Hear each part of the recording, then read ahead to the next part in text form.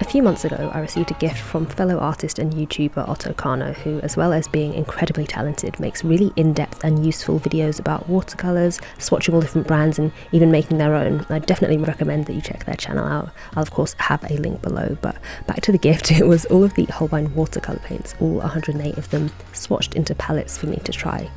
It was a really thoughtful and unexpected surprise, and just the way it was so carefully laid out filled me with inspiration right away, and I knew I wanted to do something with these paints to make the most of how conveniently they were laid out in colour order.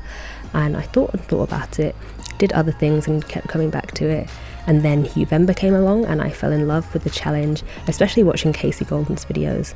I thought I'll do something like that with these paints. So I swatched them all to get an idea of what I had, and then I put together about 16 different colour combos with 4 colours that would go together, so like 4 yellows, 4 reds, etc. And I thought this would be a great opportunity to branch out with my art a bit, just using a limited palette and really focusing on value and how that can be used almost exclusively of colour. I also for a while now just wanted to experiment with my style, which I think relies quite heavily on line work. I wanted to see if I could make something illustrative and clear and cohesive with just shapes and added texture, which is a style that I love and I would really love to emulate more, but I just can't seem to figure out at the moment. So I had this idea, I had it for a while. I was going to do a painting a day using these colour palettes, each with the theme of a different type of place, so a desert, a cliff, a volcano, etc. The idea was fully fleshed out. I'd even filmed the opening scenes to the video where I'm swatching and whatnot, but yeah, then I just couldn't get myself to actually do it. Kept planning, and when it came time to actually paint, I just knew it wouldn't turn out how I wanted it to, because I was doing something I didn't have experience with, painting in this style. And obviously, as I always say on this channel, you have to make mistakes to learn. You have to try and fail a few times to eventually start moving forwards. But I'll be completely honest, I didn't want to fail, especially on video. And as much as I know you guys like honesty and artists showing their weaknesses, for some reason this time I was particularly insecure.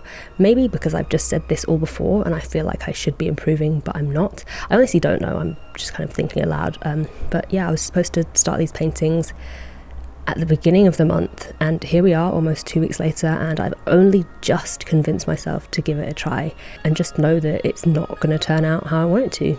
It's that typical artist feeling of having a vision in your head of how you want your art to look, having an idea for a piece and just not feeling brave enough to do it because you know it won't turn out like what you've got in your head. You know you'll be disappointed and that the idea will almost feel like it's been wasted. And that happened with my first painting here. This is the one that I agonised over the most, to the point that I even thought about skipping desert and going straight to the next one. I planned out so many different layouts, tried it over and over in Procreate where I can easily tweak and erase mistakes, but in the end I just had to go for the real thing and I really didn't like it. It's just so far from how I wanted it to look. Looks like I'm a beginner at this style and like I don't know what I'm doing, but it obviously looks like that because that's true, I don't know what I'm doing. And once that one was done and out of the way, I kind of felt encouraged to carry on with the next one. This one had had half as much planning and I just went for it more intuitively, and I already felt like I'd learned some lessons from the first painting to take into this next one. I was a lot more relaxed and more open to just go with it.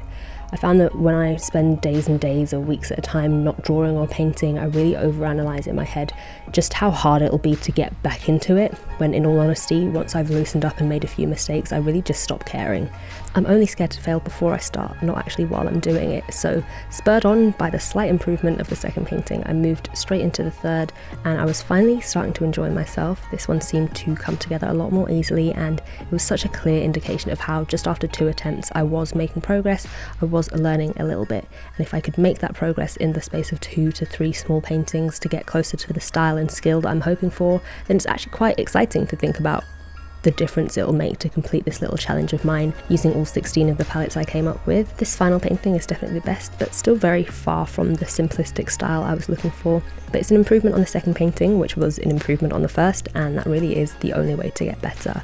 I know I say it all the time, but I rarely follow my own advice, and like I said, it's especially hard to make quote-unquote bad art on a public platform like this, but I'm glad I did. I'm going to carry on with this personal challenge, my own little version of Huevember. I might even go back and redo the ones that I'm not keen on once I'm closer to figuring out the right way to approach them. So let me know if you want to see the progress of the rest of the paintings, and I'll be happy to share the journey with you. Otherwise, thank you so much for watching, and I will see you soon for the next video. Bye.